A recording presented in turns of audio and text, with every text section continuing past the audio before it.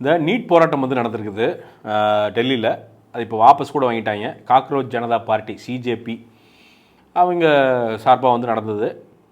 நிறைய பேர் போனாங்க. நம்ம பிரகாஷ்ராஜ் அண்ணன், எல்லாம் எதிர்கட்சி குரூப்புங்க, ராகுல் காந்தி போய் ஒரு செருப்பையோ ஷூவையோ தொலைச்சிட்டா. அப்படி அதில் உட்காந்துட்டு வந்து பார்த்திங்கன்னா ஏதோ இந்த போருக்கு போன மாதிரி வந்து உட்காந்துட்டு என்னை வந்து இது பண்ணிட்டாங்க அப்படி இப்படின்ட்டு இருந்தா. அப்படி வழக்கமாக பொலிட்டிஷியன்ஸ் பண்ணுற அந்த எல்லா ட்ராமாவும் காங்கிரஸ் வந்து பண்ணிகிட்டு இருந்தது. அப்புறம் மற்ற எதிர்கட்சி வழக்கமாக எல்லா ட்ராமாவையும் பண்ணிகிட்டு இருந்தாங்க. இப்போ அவங்க என்ன கேட்டாங்க அப்படின்னா, நீட்டை அபாலிஷ் பண்ண கேட்கல, நீட்டு வேண்டாம் பேன் நீட்லாம் கேட்கல, நீட்டை வந்து ரிஃபார்ம் பண்ணணும். இந்த பேப்பர் லீக்னால் வந்து நிறைய உயிர்கள் போயிருக்கு, அவங்களுக்கெல்லாம் வந்து சரியான இழப்பீடு தரணும். தர்மேந்திர பிரதான் அந்த எஜுகேஷன் மினிஸ்டர் வந்து பதவி விலகணும். அதே மாதிரி இந்த கேசஸ் ஃபைல் பண்ணது இதெல்லாம் வந்து கம்ப்ளீட்டாக வந்து வாபஸ் வாங்கணும். அப்படிங்கிற விஷயங்கள்லாம் வந்து அவங்க வந்து கோரிக்கைகளாக எடுத்து வச்சாங்க. கிட்டத்தட்ட எல்லா கோரிக்கைகளையுமே வந்து மத்திய அரசாங்கம் வந்து ஏற்றுக்குச்சு அப்படின்ட்டு வந்து சொல்லிட்டாங்க இன்றைக்கி. அதனால் வந்து போராட்டத்தை கைவிட்டாங்கன்னு நினைக்கிறேன். எனக்கு தெரிஞ்சு இன்னும் கலைஞ்சு போயிட்டாங்கன்னு நினைக்கிறேன். டெல்லியில் கலைஞ்சு போயிட்டாங்க. இப்போ இந்த சிஜேபி எப்படி ஃபார்ம் ஆச்சு, அந்த பையன் வந்து அந்த சிஜேபி தலைவர் வந்து எப்படி வந்தார் அப்படிங்கிறதெல்லாம், அந்த கதையெல்லாம் நமக்கு இன்னும் 2-3 வருஷத்தில் தெரியும். ஏன்னா எதுவுமே வந்து பார்த்திங்கன்னா தன்னெழுச்சியாக இந்தியாவில் நடக்கிறது எல்லாமே வந்து அப்படிங்கிறதெல்லாம் வந்து ஒன்றுமே கிடையாது. எல்லாமே பிளான்டு தான். அந்த பிளானை வந்து பார்த்திங்கன்னா பிளான் இல்லாத மாதிரி அப்படி காட்டுவாங்க. இப்போது திமுகவில் ஒன்று ஒரு காமெடி பண்ணாங்கல்ல, ஜென்ஜி அப்படின்னு ஒரு காமெடி ஒன்று பண்ணாங்கல்ல, தன்னெழுச்சியான அப்படின்னு பார்த்தா பூரா யாருன்னா இந்த திமுகவோட கல்டுகட்டைகளோட பசங்க பேரனுங்க இவங்கெல்லாம் தான் முன்னாடி நின்றுருக்காங்க. அதில் வந்து பார்த்தீங்கன்னா அன்பானந்தன் ஒரு அண்ணன் இருப்பார். அண்ணன் தான் வந்து போராளிலே மெயின் போராளி அண்ணன் தான். அண்ணன் வந்து ஜென்ஜின்னு சொல்கிறப்ப தான் நமக்கு மனசு வலிக்கும். ஏன்னா அண்ணன் அரெஸ்ட் பண்ணும்போது தான் குழந்தையோடு வர்றாரு. டேய், அதாவது தாடிக்கு அண்ணன் டை அடிக்கிற அப்படி அடிச்சுட்டு இன்ஸ்டாகிராமில் ஃபில்டரும் போடுற அப்படி. ஏன்னா அது சுருக்கம் தெரிஞ்சிருமில்ல, 45 வயசு ஆனால் சுருக்கம் தெரியுமில்ல. அப்போ அதை ஃபில்ட்ரு போட்டு அண்ணன் வந்து உட்காந்துக்கிட்டு இன்றைக்கி இப்போ ராஜ்மோகன் வந்து அவர் போய் ஒரு மீட்டிங் இன்றைக்கி போகிறார். அதான் இந்த ப்ரொட்டஸ்ட் ஒன்று, கிளை ப்ரொட்டஸ்ட் ஒன்று நடக்குதுல்ல இங்கே சென்னையில் இந்த பாலன் நிலத்தில் வந்து நடக்குது. அது ஒரு ஸ்டாண்டப் காமெடி, அது ப்ரொட்டஸ்ட் கிடையாது, அது ஒரு ஸ்டாண்டப் காமெடி. அந்த ஸ்டாண்டப் காமெடிக்கு எல்லோரும் வந்தாங்க. ஆண்ட்ரியா, நம்ம வெற்றிமாறன், எல்லாம் அந்த ஸ்டாண்டப் காமெடியில் எல்லோரும் வந்து ஒரே ப்ரொட்டஸ்ட்டு. அவங்க ரிஃபார்ம் கேட்டாங்க, இவங்க பேன் அப்படின்ட்டு. கடைசியாக ஒரு அம்மா வந்து கரெக்டாக ஒரு பாலை போடுது. என்ன போடுதுன்னா, வாங்க மெரினாவுக்கு போவோம் அப்படின்னு. இங்கே மேட்ரு ஒன்றும் கிடையாது. இந்த பிரான்ச் ப்ரொட்டஸ்ட் வந்து என்னென்னா, நம்ம ஆளுங்க தான், நம்ம ஐயாசாமி, வழக்கமான ஐயாசாமி, நம்ம திமுக கேங்குக, அந்த டீப் ஸ்டேட், இந்த சதர்ன் டீப் ஸ்டேட்டுக்கு பண்ணுறது தான். அவங்களுக்கு என்ன பிரச்சனைன்னா, இவர் பதவி வந்ததுலேருந்து சரியான பிரச்சனை. விஜயண்ணன் வந்து சிஎம் ஆனதுலேருந்து பெரிய பிரச்சனை. இப்போ இவரை வந்து என்னென்னா, அந்த ப்ராஜெக்ட் மேகாலயான்னு போட்டு இதை எம்எல்ஏ விலைக்கு வாங்கி உள்காட்டிடலாம் அப்படின்னு பார்த்து தான் அவங்க, நீங்கள் நல்லா பாருங்கள், இவர் ஆட்சிக்கு வந்ததுலேருந்தே ஜூன் மாதத்துலேருந்தே இது ஆட்சி நிலைக்காது, 3 காலில் தான் நிற்கிது அப்படின்னு எடப்பாடி பேசினார். ஐயா ஸ்டாலின் வந்து பார்த்திங்கன்னா இது 4 மாதத்துல கவுந்துடும் அப்படின்னு. என்ன மேட்டர்னா, எப்படியோ அமௌண்ட்டை கொடுத்து வாங்க போகிறோம், அதனால் வந்து ஆட்சி கவுந்துடும் அப்படிங்கிற ஒரு கான்ஃபிடென்ட்டில் இருந்தாங்க. அவர் விஜயன் என்ன பண்ணார், உளவுத்துறையில் வச்சு கண்டுபிடிச்சி அதை வந்து கம்ப்ளீட்டாக துவார்ட் பண்ணிட்டார். இப்போ அதுக்கு வாய்ப்பே இல்லை அப்படிங்கிறது ஆகிப்போச்சு. இப்போ அடுத்து என்ன பண்ணலாம் ப்ராஜெக்ட் அப்படின்னா, ஆஹா டெல்லியில் ஒரு போராட்டம் நடக்குது, அப்போது போராட்டம் அப்படின்னு நம்ம ஆளுகள் உள்ள இறக்கி விட்டு அப்படியே பண்ணி ஒரு மாதிரி பெருசாக ஒரு இது பண்ணி ஏதாவது ஒரு டீஸ்டபிளைஸ் பண்ணுறதுக்கு அதில் ஒரு சான்ஸ் கிடைக்குமா என்ன, அவ்வளோதான். நீங்கள் நல்லா பாருங்கள், நீட் பற்றி போராட்டம்னு இருக்கும், அங்கே பிடிச்சிட்டு இருக்கிறவன் பூரா விஜய் ஃபோட்டோ தான் பிடிச்சிட்டு உட்காந்துருக்கான். கேட்டால் அவர் முதல்வர் இல்லையா அப்படின்னு. சரிடா முதல்வர், அவரோட பர்சனல் விஷயங்கள்லாம் வந்து வச்ச மாதிரி அவரை மார்க் பண்ணி எல்லாம் ஃபோட்டோ பிடிச்சிட்டு உட்காந்துருக்குறீங்களே, கருத்து சுதந்திரங்கிற பேரில் அரெஸ்ட் பண்ண வேறு குதிப்பீங்களே, சுதந்திரம் அப்படின்ட்டு. இன்றைக்கி திமுக இருந்திருந்துன்னா நீங்கள் கம்பத்தை நடும்போதே உங்களை பாடியை தூக்கிட்டு போயிருப்பான். கம்பம் அந்த போராட்டத்துக்கு நட்டிங்கனாலே திமுக கவர்மெண்ட் தூக்கிட்டு போயிருக்கோம். எல்லாம் கம்முன்னு தான் இருந்தாங்க. இப்போ இதில் நான் ரஞ்சித்தனன்லாம் பாராட்டுவேன். ஏன்னா அவர் திமுக இருந்தாலும் சரி, அதிமுக இருந்தாலும் சரி, அந்த நீலம் பண்பாட்டு மையம் மூலமாக ஒரு ஆர்கனைஸ் பண்ணி எப்போவுமே இந்த அநீதிக்கு எதிராக அவர் குரல் கொடுத்துட்டே இருப்பா. அப்படி அது எந்த ஆட்சியாக இருந்தாலும் சரி, திமுக ஆட்சியிலையும் கொடுத்தாரு, அதுக்கு முன்னாடி அதிமுக ஆட்சியிலையும் கொடுத்தாரு, இந்த இப்போ தாவேக ஆட்சியிலையும் பேசுகிறார். அவர் பேசுகிறதுமே சிலதெல்லாம் அபத்தம்.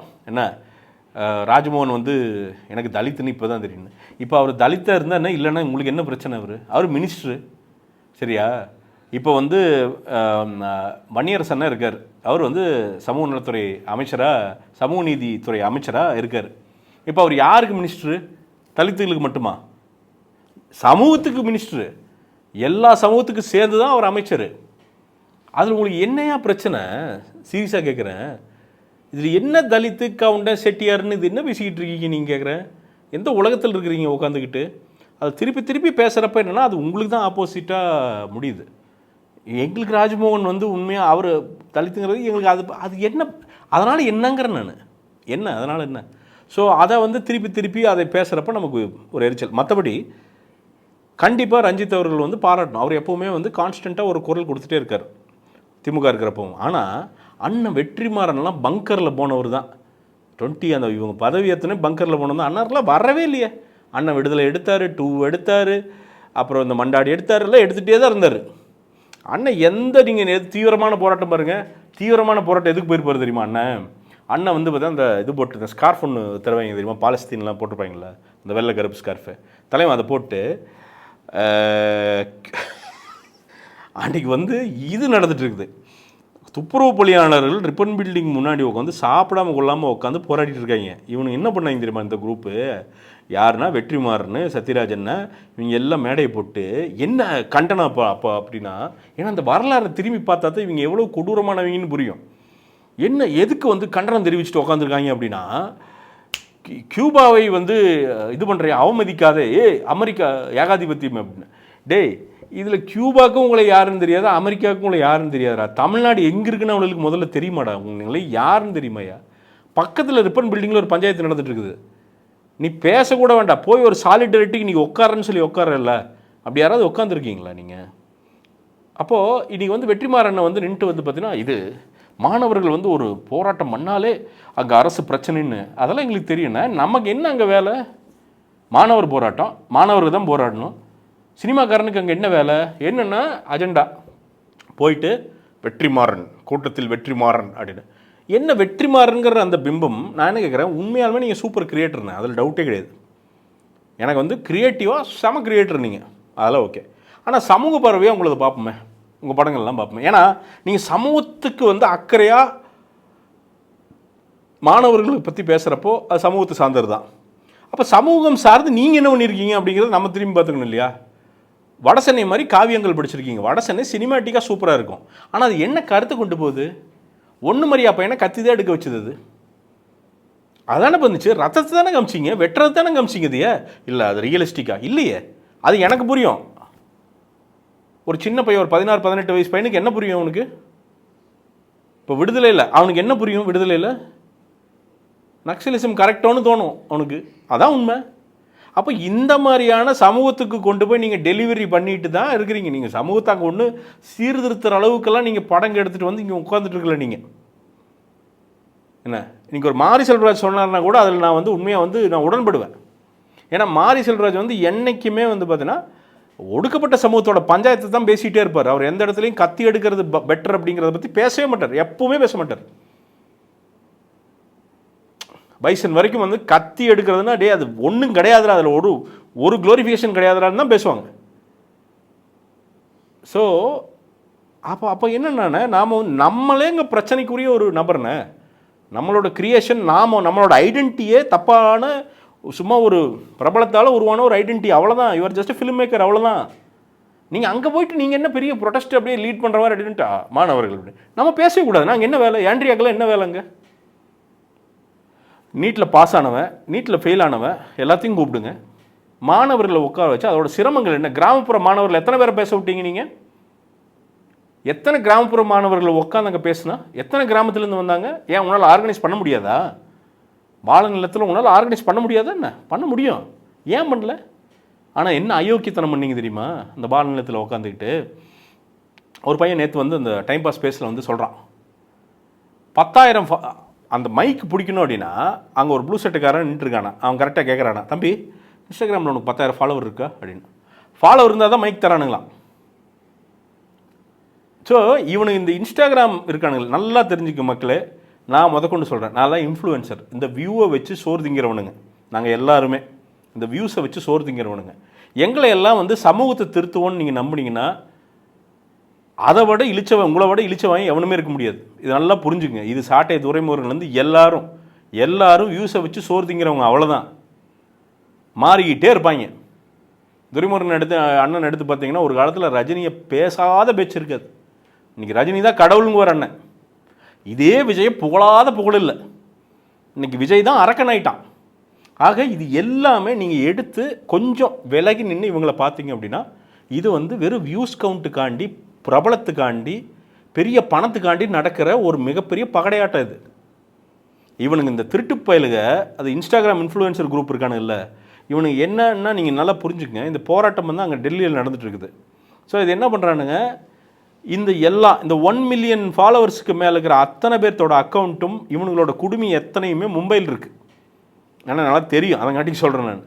இவனுங்களுக்கு ஒவ்வொரு விளம்பரத்துக்கும் இந்த கார்ப்பரேட் விளம்பரங்கள் வருது தெரியுமா, அதெல்லாம் ஒன்றும் பார்த்தீங்கன்னா மினிமம் 2.5 லட்ச ரூபா, சிலவன்லாம் 15 லட்ச ரூபா வாங்குறான் ஒரு விளம்பரத்துக்கு. பேஸ்ட் ஆன் 5 மில்லியன் ஃபாலோவர் இருக்கிறவன் 10 மில்லியன் அப்படி வாங்குறாங்க. ஸோ இது வந்து நம்ம கனவுலையும் சம்பாதிக்காதத அவன் வந்து ஒரு மாதத்தில் சம்பாதிக்கிறான். நான் இது பொறாமையாக சொல்லலை, அதாவது அங்கேருந்து பண்ணுறாங்க. இது வந்து மும்பையிலேருந்து அவங்களுக்கு வருது. இப்போ அதே மும்பை என்ன பண்ணுன்னா, ஏன்னா இவனோட முதலாளி அங்கே தான் மும்பையில் உட்காந்துருக்கான். கேட்டால் நான் ஐ எம் ஃப்ரீ சோல் அப்படிங்குவானுங்க. ஒரு வெங்காயம் கிடையாது, அதெல்லாம் ஒன்றும் கிடையாது. இத்தனை சப்ஸ்கிரைபர் வந்தால், இத்தனை ஃபாலோவர்ஸ் வந்தால் இவ்வளோ காசு வருங்கிற ஒரு ஐடியா இருக்குது. இப்போ அவன் போய் சொல்லியிருக்கான். என்ன சொல்லியிருக்கான்னா, அவன் ட்ராக் பண்ணதில் நீங்கள் நல்லா பார்த்தீங்கன்னா, இதுக்கு முன்னாடி யூடியூப் அப்போ வந்து 2015 ஜல்லிக்கட்டு நடக்கிறப்போ யூடியூப் தான் ஃபேமஸ். ஜல்லிக்கட்டு ப்ரொட்டஸ்ட் யாருக்கு கடைசியாக பயன்பட்டுச்சு? இன்றைக்கி ஜல்லிக்கட்டு ப்ரொட்டஸ்ட் பற்றி யோசிச்சு பாருங்களேன், உங்களுக்கு சிரிப்பாக இருக்கும். ஏன்னா எவனும் நாட்டு மாடை பற்றி யோசிக்கிறது இல்லை, விவசாயம் மட்டும்தான் யோசிக்கிறான். பொதுஜனம் அதை பற்றி யோசிக்கிறது இல்லை. A1 A2 மில்கை பற்றி யோசிக்கிறது இல்லை. அதே பாக்கெட் பால் தான், அதே கெமிக்கலி ட்ரீட்டட் பால் தான். என்ன புரட்சி நம்ம நெஜ லைஃப்பில் நடந்திருக்குது நீங்கள் எடுத்து பாருங்கள். ஜல்லிக்கட்டு ப்ரொடெஸ்ட்னால இன்றைக்கி ஜல்லிக்கட்டு போட்டிகள் நடக்குது, அவ்வளோதான். அந்த போட்டிகளுமே அந்த காளைகள்லாம் எப்படி சரியாக இது பண்ணுறாங்களா, இன்றைக்கி வந்து சனை சேர்க்கிறதெல்லாம் வந்து ஆர்டிஃபிஷியல் இன்செமினேஷன் இல்லாமல் வந்து சனை சேர்க்கிறாங்களா, அது ஒரு பெரிய விவாதம். இதெல்லாம் நாம் இன்றைக்கி விவாதிக்கிறோமே, நம்ம மறந்துட்டோம். பொங்கல் வந்து அதான் ஜல்லிக்கட்டு ஞாபகமே வருது, அதை தாண்டி மறந்துட்டோம், அது அப்படியே மறந்துட்டோம், அவ்வளோதான். ஆனால் அதில் ஆக்சுவலாக பெனிஃபிட் ஆனது யாருன்னு பார்த்தா யூடியூப் சேனல்ஸ். எவன்லாம் மைக் பிடிச்சானோ அவனுக்கு எல்லாமே 2 லட்சம் 3 லட்சம் 4 லட்சம் சப்ஸ்கிரைபர் ஏறிச்சு, காசு கொட்டிச்சு. நிறைய பேர் பிரபலமே இல்லாதவன் பூரா வந்து பார்த்தீங்கன்னா திரைப்பிரபலமானா, டிவி பிரபலமானா, பல பிரபலமானானுங்க. ஒரு 200 பேர் பெனிஃபிட் ஆகிறதுக்கு தான் அந்த மொத்த போராட்டமே. இதுதான் நடந்துச்சு. இது ஒரு பேட்டர்ன். ஏன்னா என்றைக்கு ஒரு அஜிடேஷன் ஒரு போராட்டம் நடக்குதோ அன்றைக்கி தான் வந்து பார்த்தீங்கன்னா மக்கள் வந்து கும்பலாக ஒருத்தனை ஃபாலோ பண்ணுவாங்க. போராளிடா அவன் அப்படின்ட்டு வந்து பார்த்தீங்கன்னா, நீ 10 சப்ஸ்கிரைபர் வர இடத்துல அவன் வந்து 10,000 சப்ஸ்கிரைபர் வரும். அந்த பேட்டர்னை இவங்க இந்த மும்பை ஏஜென்சிஸ்க்கெல்லாம் நல்லா தெரியும். ஏன்னா அவங்க டேட்டாவில் தான் எடுத்து வச்சுருப்பாங்க. அப்போது இவனெல்லாம் அசெட்டு. இந்த 1 மில்லியனுக்கு மேலே இருக்கிற இந்த விளம்பரம் கொடுக்குறவன் எல்லாமே அவங்களுக்கு அசெட். அவன் வந்து 2 மில்லியன் போனான்னா இன்னும் வந்து பார்த்தீங்கன்னா அவன் வந்து காசை ஏற்றலாம். ஏன்னா அந்த விளம்பரம் கொடுக்குறாங்க பார்த்தீங்களா, இப்போ 2 லட்ச ரூபா ஒருத்தர் வாங்கிட்டு இருந்தானே, ஒரு 2 மில்லியன்லேருந்து 2.5 மில்லியன் போனான்னா 3 லட்சம் ஆகலாம். அந்த 3 லட்சம் ஆனால் அவனுக்கு என்ன பெனிஃபிட்னா, அந்த விளம்பரம் கொடுக்குறவனுக்கு அவனுக்கு கமிஷன் ஜாஸ்தி ஆகும். தட்ஸ் ஆல், அவ்வளோதான் மேட்ரு, அவ்வளோதான். அப்போது டக்குன்னு, ஏன்னா இவன் முக்கி டான்ஸ் போட்டு ஸ்கிட்டு போட்டு இல்லை நான் நல்லவன்னு போட்டு அது பண்ணுறதுக்கு ஆசாதி ஜூச்சலைங்க ஆசாதி அப்படின்ட்டு வந்து என்னென்ன அது ஆசாதினா சுதந்திரம்னு நினைக்கிறேன்.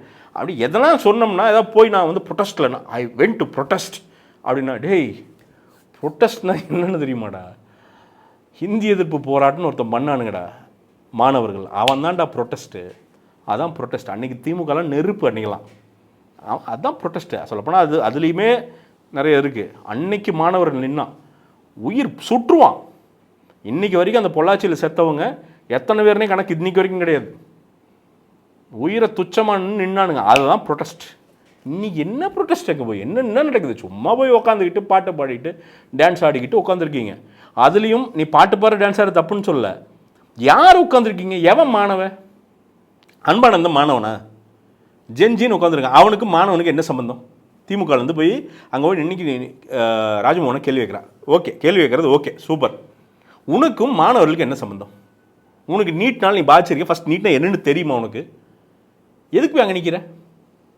So coming to this influencers, so இவங்க எல்லாருமே என்னென்னா, இந்த இன்ஸ்டண்ட்டாக ஃபாலோவரை ஏற்றுறதுக்காகத்தான் எல்லா இன்ஸ்டாகிராம், இந்த பொட்டேட்டோ, டொமேட்டோ, கேபேஜு, இது எல்லாமே அங்கே போனதுக்கு காரணம், இந்த போர்டை பிடிச்சதுக்கு காரணம் நாமளும் ஒரு ஆள். அதுபோக என்றைக்குமே மீடியாவை பொறுத்த வரைக்கும் நல்லா தெரிஞ்சுங்க, நீங்கள் லெஃப்ட் ஈகோசிஸ்டத்தில் இருந்தால் மட்டும்தான் சம்பாதிக்க முடியும். ரொம்ப சிம்பிள். அதுவும் எக்ஸ்ட்ரீம் லெஃப்ட் கூட தேவையில்லை, ஆனால் லெஃப்ட் ஈகோசிஸ்டம் மாதிரி நீங்கள் காமிச்சுக்கணும். நீங்கள் புரட்சியாளர் அப்படின்னு வந்து காமிச்சிக்கணும், கொஞ்சம் லைட்டாக கம்யூனிஸ்ட்டுன்னு நீங்கள் காமிச்சிக்கணும், கொஞ்சம் திமுக அஃபிலியேட்டட்னு தமிழ்நாட்டை பொறுத்த வரைக்கும் நீங்கள் காமிச்சிக்கிட்டா மட்டும்தான் பெருசாக சம்பாதிக்க முடியும் தமிழ்நாட்டை பொறுத்த வரைக்கும். இது வந்து ஃபிலிம் வரைக்கும் அப்ளை. இப்போ ஏன் அண்ணன் வந்து பொங்குறாரு வெற்றிமாறன் அண்ணன், நீங்கள் இதுக்கு முன்னாடி எல்லாம் ப்ரொடக்ஷனும் பார்த்தீங்கன்னா டிஸ்ட்ரிபியூஷன் எல்லாமே ரெட் ஜெயின் தான் பண்ணிட்டு இருந்துச்சு. ஸோ அண்ணன் 5 கோடின்னு சொல்லி அது 50 கோடிக்கு 70 கோடிக்கு பண்ணாலும் அவங்க தாங்கிக்குவாங்க. ஏன்னா அண்ணன் நம்மளுப்பா விடுப்பா, அதான் வச்சிருக்கிறமேப்பா காசு விட்டுட்டு போப்பா, ஏன்னா இன்னொரு ப்ரொடியூசர் வந்து அதை அஃபோர்ட் பண்ண முடியாது. அப்போ இவங்களுக்கு எல்லாமே ஏதோ ஒரு பெரிய ஃபினான்ஷியல் பெனிஃபிட் வந்து அந்த லெஃப்ட் ஈகோ சிஸ்டத்தினால வருது, அதனால் பேசுகிறாங்க. சேம் வித் இன்ஃப்ளூயன்சர்ஸ், இது ஒரு பெரிய ஃபினான்ஷியல் பெனிஃபிட்டு. இன்னொன்று அந்த சப்ஸ்கிரைபர் பெனிஃபிட், இதை பண்ணி நிறுத்திட்டோம்னா நமக்கு வந்து சப்ஸ்கிரைபர் பெனிஃபிட்டு, அந்த ஈகோ சிஸ்டத்துக்குள்ளே நான் ஒரு ஆள், நானும் உங்கள் ஆள் அப்படின்ட்டு போய் நின்றுக்கலாம். இந்த எக்ஸசைஸ் பண்ணுற தம்பி, அந்த உடம்பு குறைச்ச தம்பி எல்லாம் போய் வந்து பேசிகிட்டு இருந்தது பார்த்தேன், நிறைய பேசுனாங்க. பட் இதெல்லாம் வந்து நான் அதுக்குன்னு வந்து 100% அவங்களுக்கு உணர்ச்சி இல்லைன்னு சொல்ல, ஒரு 40% இருக்கும் மாணவர்கள்ப்பா அப்படின்ட்டு. ஆனால் ஸ்டூடெண்ட்ஸுக்கும் உங்களுக்கு என்ன சம்மந்தம்? நீட் படிக்கிறவன் ஃபஸ்ட்டு ப்ரியாரிட்டி யாருக்கு? நீட்டுக்கு சம்மந்தப்பட்டிருக்கிறவன், இன்றைக்கி எழுதுகிறவன், எழுத போகிறவன், எழுதி முடித்தவன், இவங்கெல்லாம் தானே பேசணும். உங்களுக்கு என்ன வேலைங்க? இன்ஸ்டாகிராம் இன்ஃப்ளூயன்சருக்கும் நீட்டுக்கு என்ன சம்மந்தம்? அவ்வளோதான். நீங்கள் இதை புரிஞ்சிட்டிங்கனாலே இது மொத்தமும் ப்ரொபகண்டான்னு உங்களுக்கு புரியும். நேற்று வந்து சனம் ஷெட்டி போய் பேசுகிறாங்க. நான் அவங்க பேசுனதெல்லாம் சரி தப்பு அதெல்லாம் அப்புறம் பேசுவோம்.